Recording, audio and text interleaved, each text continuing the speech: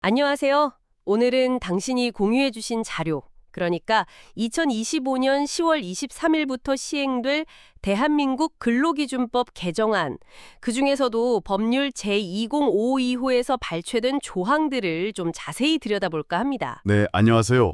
중요한 내용들이 많죠. 네, 이게 뭐 법조항이라 딱딱하게 느껴질 수도 있지만 당신의 일과 생활에 직접적인 영향을 줄 수 있는 그런 핵심적인 부분들만 쏙쏙 뽑아서 이야기 나눠보겠습니다. 바로 시작해볼까요? 좋습니다. 먼저 이 법의 가장 기본적인 방향, 그 정신부터 짚고 가야 할 것 같아요. 헌법에 따라서 근로조건의 최저기준을 정하는 거잖아요. 네, 맞습니다.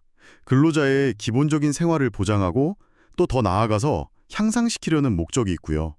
동시에 이제 국민 경제의 균형 발전도 함께 고려하는 거죠. 여기서 중요한 게 이 기준이 말 그대로 최저 기준이라는 거죠. 그렇죠.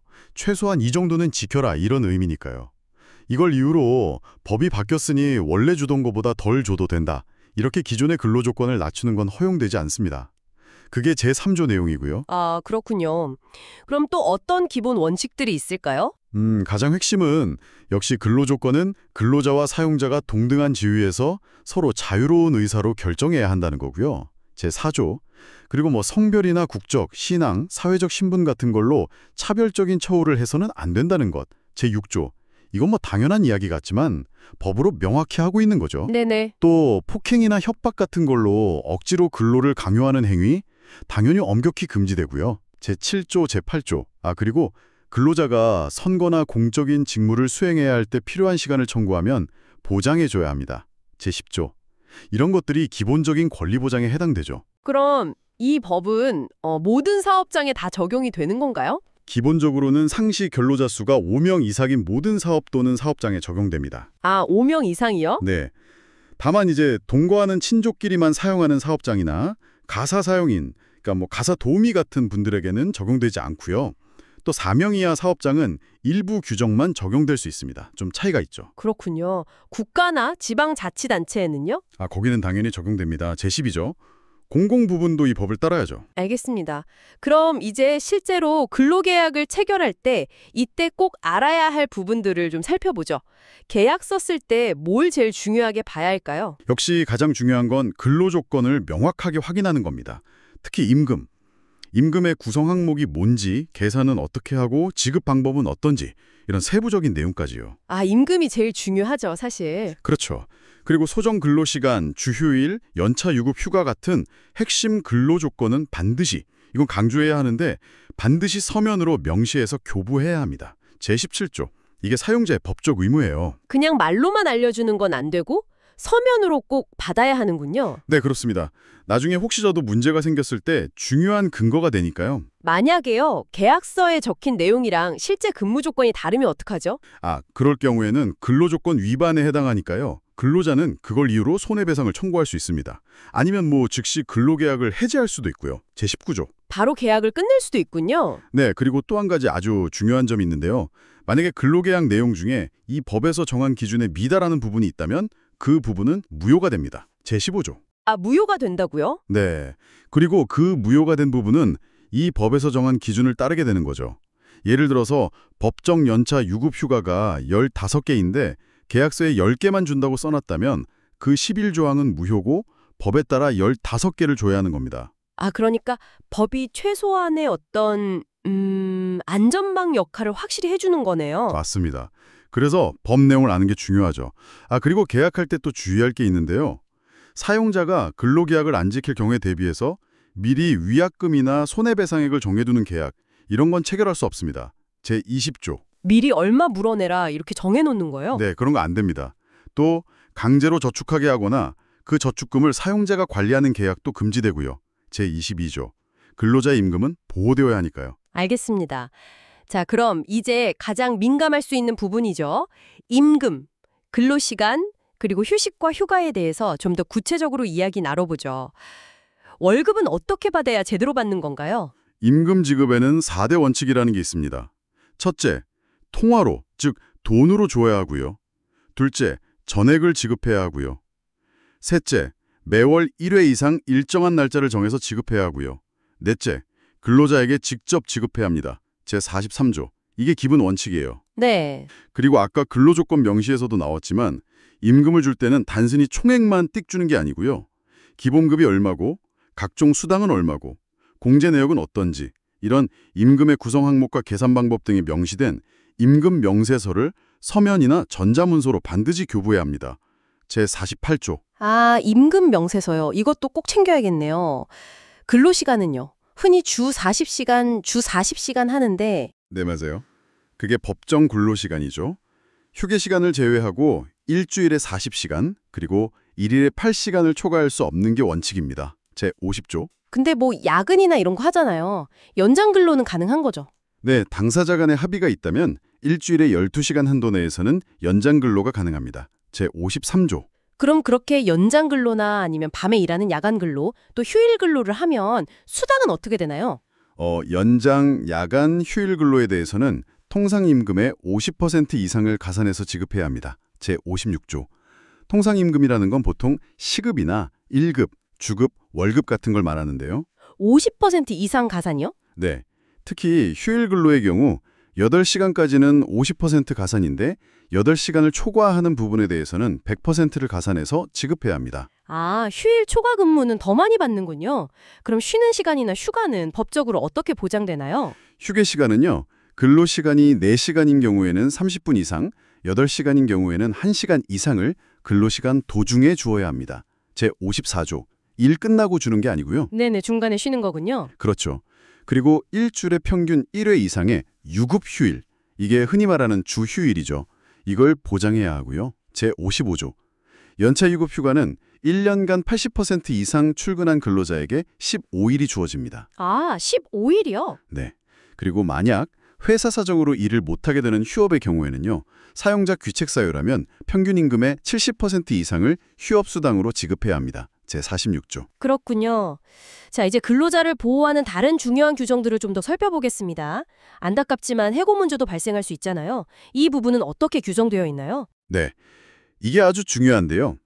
사용자는 정당한 이유 없이는 근로자를 해고, 휴직, 정직, 전직, 감봉, 그 밖에 징벌을 할 수 없습니다. 제23조. 이 정당한 이유가 핵심이에요.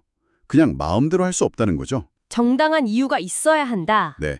특히 경영상의 이유로 해고, 즉 정리해고를 해야 할 경우에는 훨씬 더 엄격한 요건을 갖춰야 합니다. 정말 긴박한 경영상의 필요가 있는지, 해고를 피하기 위해 어떤 노력을 다했는지, 해고 대상자 선정 기준이 합리적이고 공정한지, 그리고 근로자 대표와 50일 전에 통보하고 성실하게 협의했는지 등등 아주 까다로운 절차를 거쳐야만 합니다. 제24조. 절차가 복잡하네요. 해고를 하려면 미리 알려줘야 하는 규정도 있죠? 예고 같은 거요? 네, 맞습니다. 해고를 하려면 적어도 30일 전에 예고를 해야 하고요. 만약 예고를 하지 않고 즉시 해고하려면 31분 이상의 통상 임금을 해고 예고 수당으로 지급해야 합니다. 제26조. 물론 근로자가 아주 심각한 잘못을 저질러서 사업에 막대한 지장을 초래했다거나 하는 예외적인 경우는 있습니다만. 그리고 중요한 게 또 있죠?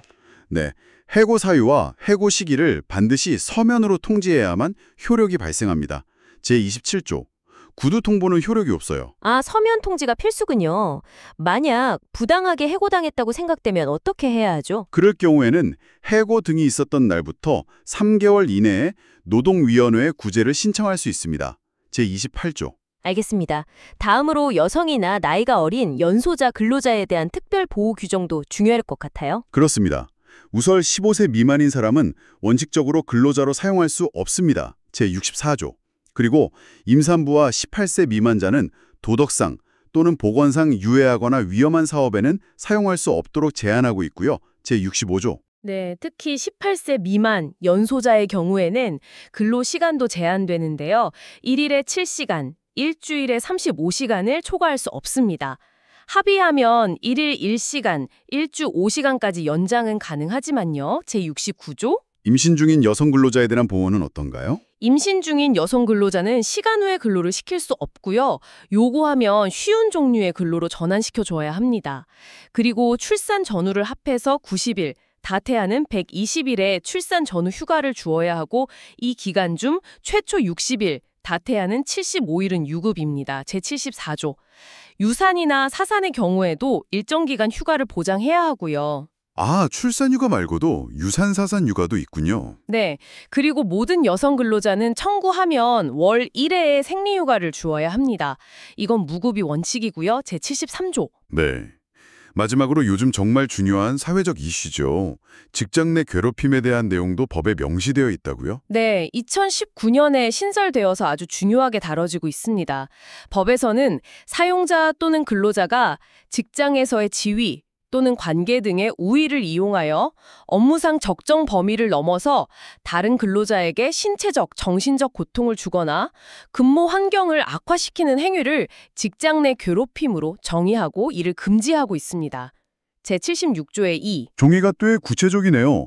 지위나 관계의 우위를 이용한다는 점, 업무상 적정 범위를 넘는다는 점. 그렇죠. 단순히 업무 지시가 좀 강압적이었다거나 하는 걸 넘어서는 그런 괴롭힘 행위를 규제하는 겁니다. 만약 그런 괴롭힘이 발생했다거나 신고가 들어오면 회사는 어떻게 해야 하나요? 누구든지 직장 내 괴롭힘 발생 사실을 알게 되면 사용자에게 신고할 수 있고요. 신고를 받거나 회사가 인지하게 되면 사용자는 지치 없이 객관적으로 조사를 실시해야 할 의무가 있습니다.